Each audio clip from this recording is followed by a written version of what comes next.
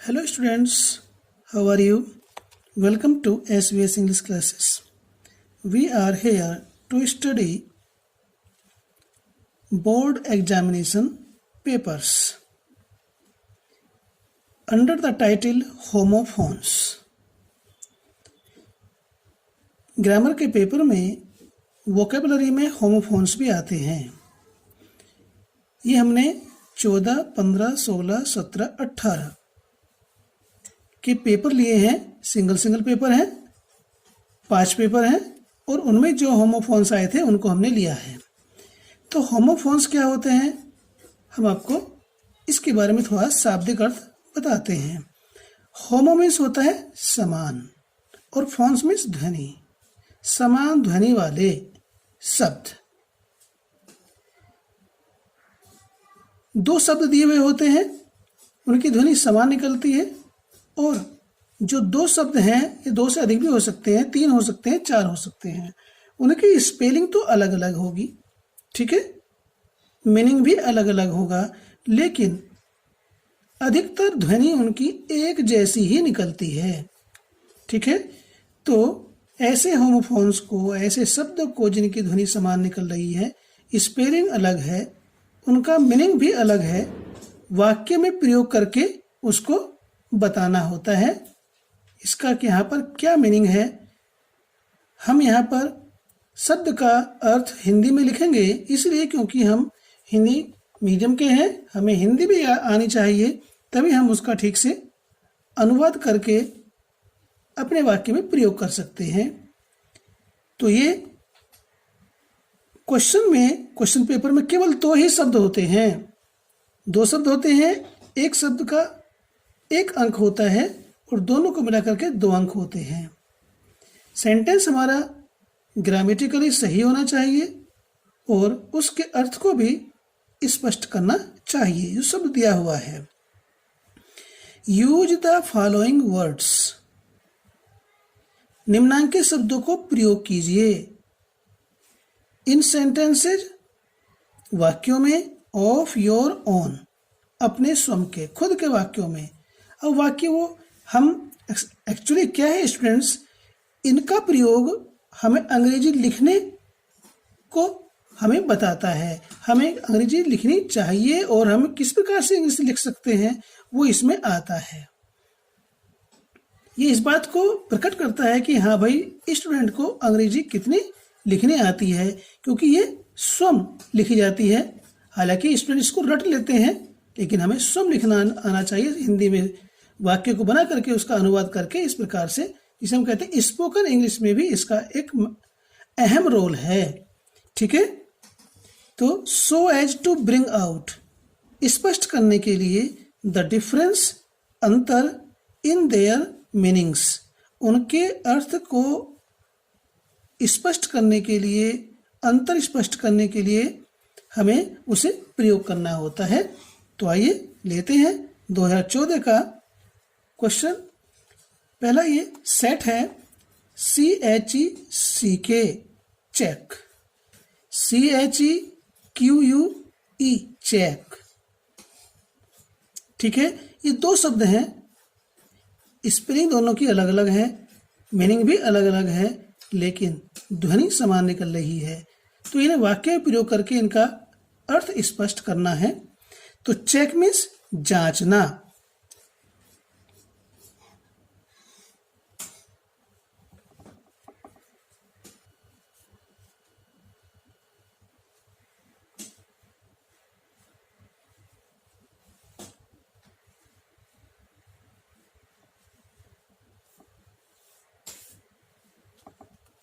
ठीक है। ये निरीक्षण करना, हम पहले इसी को प्रयोग करते हैं। और चेक का इसका मीनिंग होता है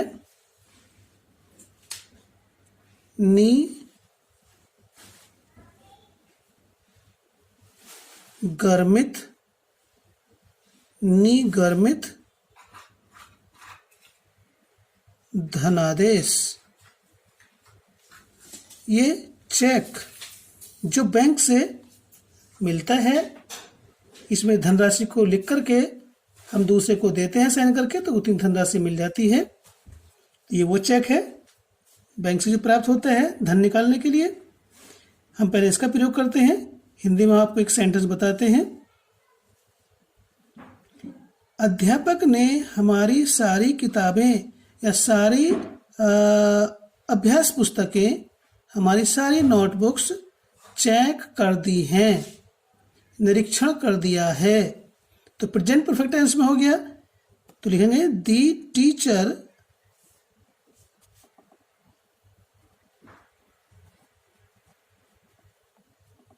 सेंटेंस हमने प्रेजेंट परफेक्ट टेंस में बोला, हालांकि ये हमें सेंटेंस को लिखना चाहिए था। और ध्यान देंगे ये चेक फर्स्ट फॉर्म है, इसे प्रेजेंट इंडेफिनिट टेंस में भी प्रयोग कर सकते हैं, प्रेजेंट कंटिन्यूस में भी कर सकते हैं, प्रेजेंट परफेक्ट में भी कर सकते हैं, पास्ट इंडेफिनिट में भी कर सकते हैं, फ्यूचर इंडेफिनिट टेंस में भी कर सकते हैं।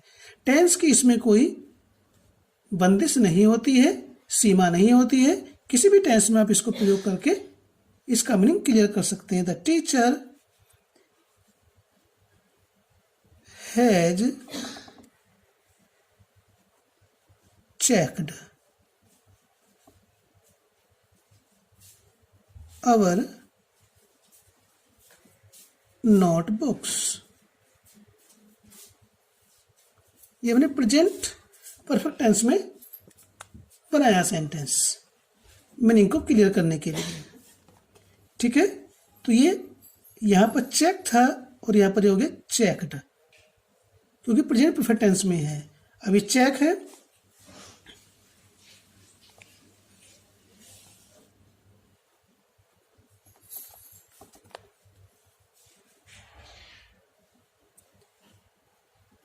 उसने मुझे 10,000 रुपए का चेक दिया या निर्गत किया। ही किया पास्ट टेंस में है। ही इशूड मी, उसने मुझे निर्गत किया ए चेक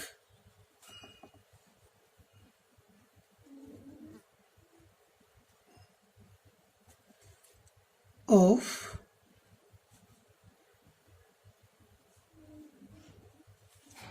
10,000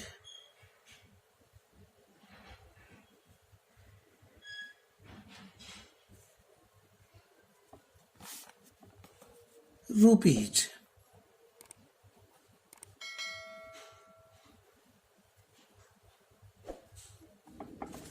अभी हमने पास्ट इंडेफिनिट टेंस में इस वर्ब को लिया है, यीशु को।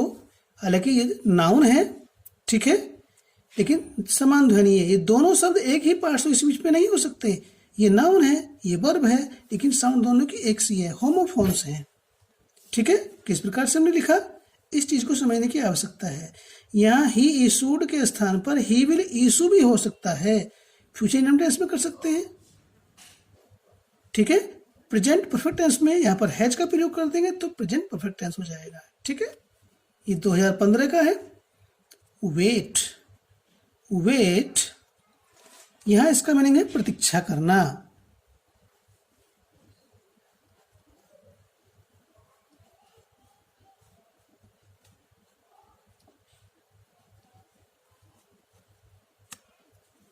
इसका मीनिंग होता है वजन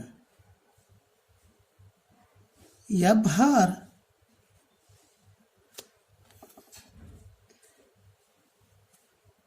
इसके प्रयोग के लिए देखिए फर्स्ट फॉर्म है, इसे आप किसी भी टेंस में प्रयोग कर सकते हैं। ऊपर हमने प्रेजेंट परफेक्ट किया था, अब इसे हम करते हैं प्रेजेंट इंडेफिनिट टेंस में। वह रोज मेरी प्रतीक्षा करता है।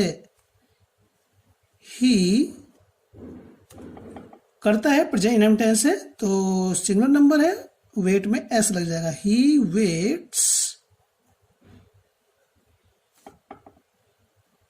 वेट के बाद प्रीपोजिशन फॉर आती है। He waits me, he waits for मी।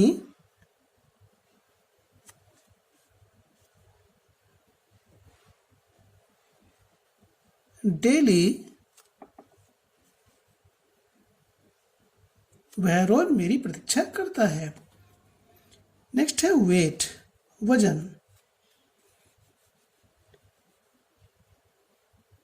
इस संदूक का वजन 25 किलोग्राम है।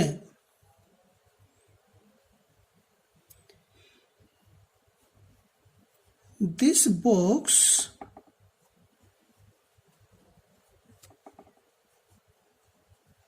हैज द वेट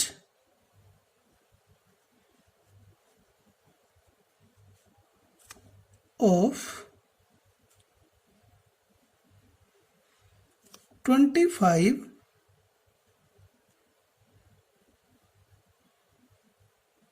kg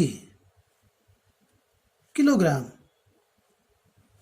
ठीक है, इस प्रकार से ये नाउन है, ये वर्ब है, इस चीज को हमें ध्यान रखना है।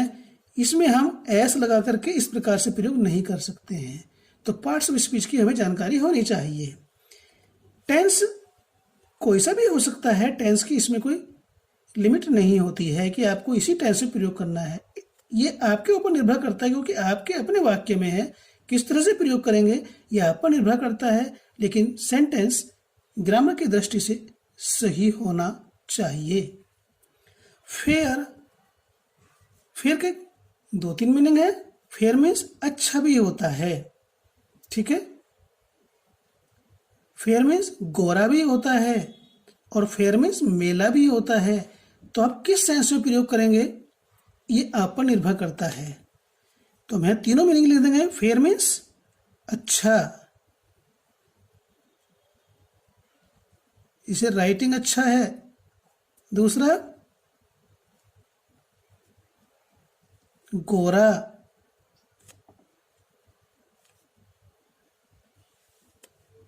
और तीसरा है मेला। ठीक है, हालांकि इसमें तीनों प्रयोग हम बताना चाहिए, लेकिन देखते हैं यहां पर हम कर पाएंगे या नहीं कर पाएंगे। ये फेयर है, इसका मीनिंग होता है किराया।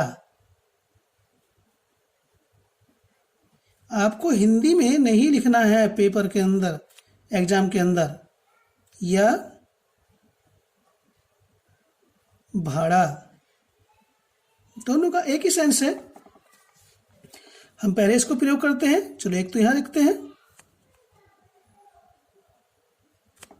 मेरे गांव में एक मेला है, या मेरे गांव में मेला लग रहा है। A fair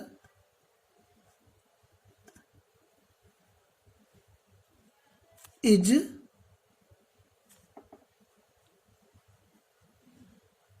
being held.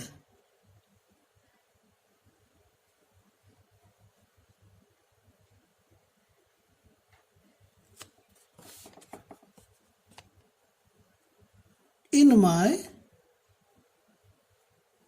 village।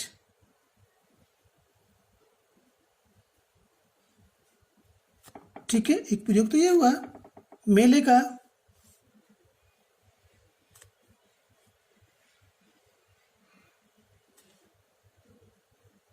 ठीक, अब हम लेते हैं इसमें अच्छा। जैसे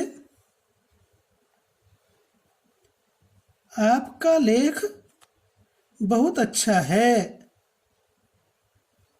योर राइटिंग इज फेयर। इसे हम 2 नंबर में लेते हैं। ये यहां पर आ गया, यानी आपका राइटिंग साफ सुथरा है, नीट एंड क्लीन है। तो किस प्रकार से हमें प्रयोग करना है ये आप पर निर्भर करता है। जैसे मैंने किया इस प्रकार से भी कर सकते हैं, और दूसरे तरीके से आप इसको कर सकते हैं। फेयर किराया, मैं इस मकान का 500 रुपए का किराया चुकाता हूं। आई पे, मैं चुकाता हूं।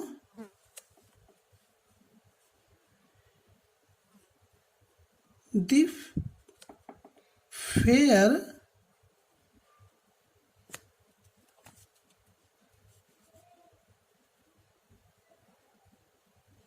of 500 rupees for this room.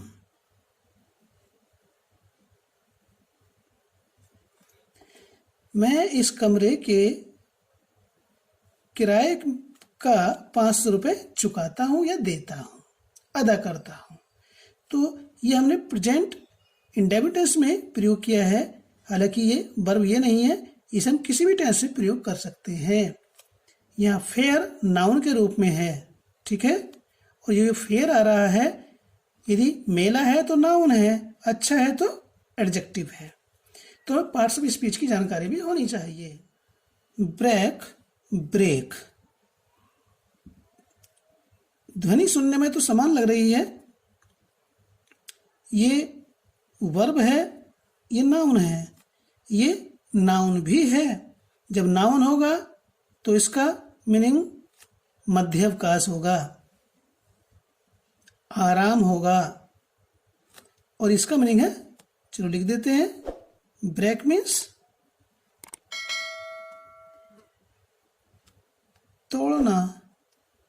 हम इसे वर्ब के रूप में ही प्रयोग कर रहे हैं, तोड़ना, किसी चीज को नष्ट करने के सेंस में इसका आता है, प्रयोग आता है। ब्रेक मीन्स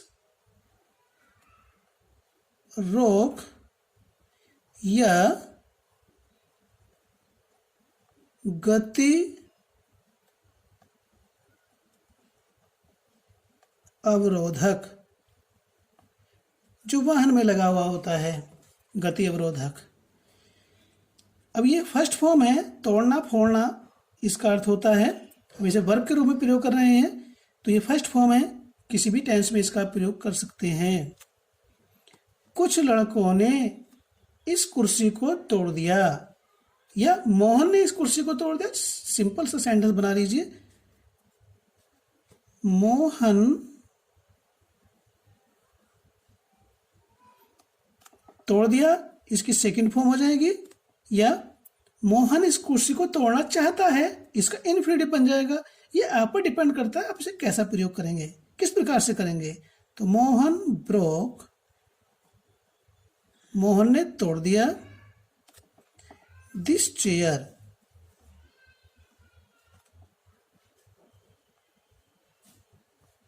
इस कुर्सी को, या इस कुर्सी को कोई नहीं तोड़ेगा। कोई नहीं के लिए आता है नो वन। अब इसको ऐसे ही प्रयोग करेंगे फ्यूचर इंडेफिनिट टेंस में, no one will break this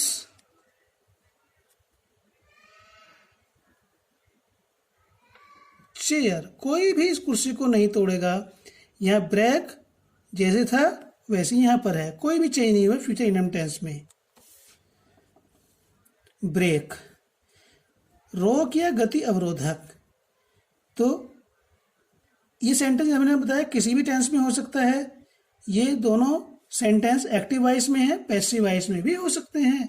ये तो आपके ऊपर निर्भर करता है, आप कौन सी वॉइस में बनाना चाहते हैं, किस टेंस में बनाना चाहते हैं। यही तो आपका अपना प्रयोग है, रटने वाली चीज नहीं है। रटने को तो बहुत सारी चीजें हैं, ये समझने की चीज है। अगर आप रटना भी चाहते हैं तो रट सकते हैं, नो प्रॉब्लम, लेकिन समझने की चीज ज्यादा है। ये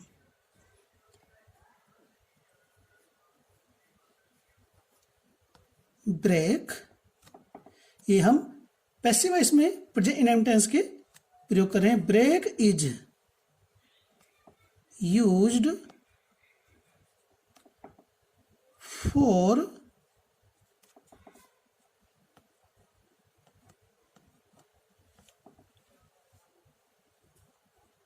stopping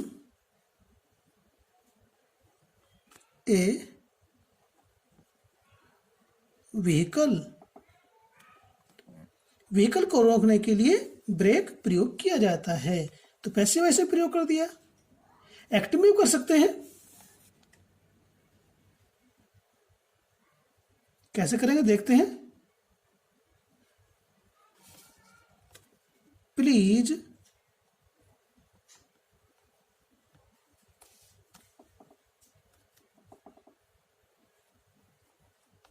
use the break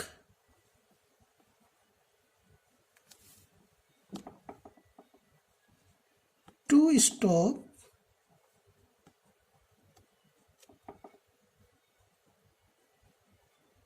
your bike. कैसे प्रयोग करना है ये आप पर ही निर्भर करता है। ये हमने इम्पेरेटिव सेंटेंस कृपया अपनी बाइक को रोकने के लिए ब्रेक का प्रयोग कीजिए। ऐसी मत रोको, पैरों से नहीं, ठीक है। PANE पेन, PAIN पेन, दोनों की साउंड एक जैसी निकल रही है। स्पेलिंग अलग अलग है, मीनिंग भी अलग अलग है। ये होता है पेन मीन्स कांच की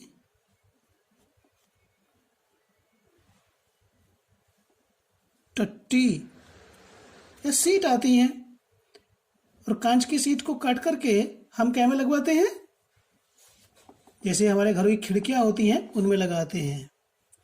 विंडो पेन्स, और पेन मीन्स होता है दर्द, ठीक है। तो ये तो नाउन है, ये भी नाउन है, तो क्या आएगा,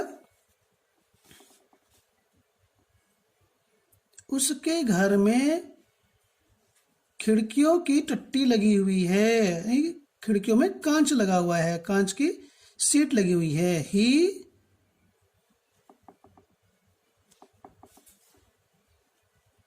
has black window panes in his house।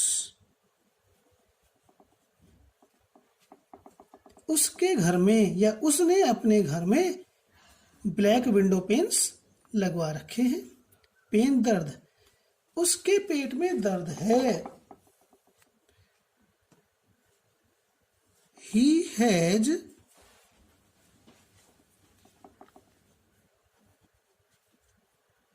Stomach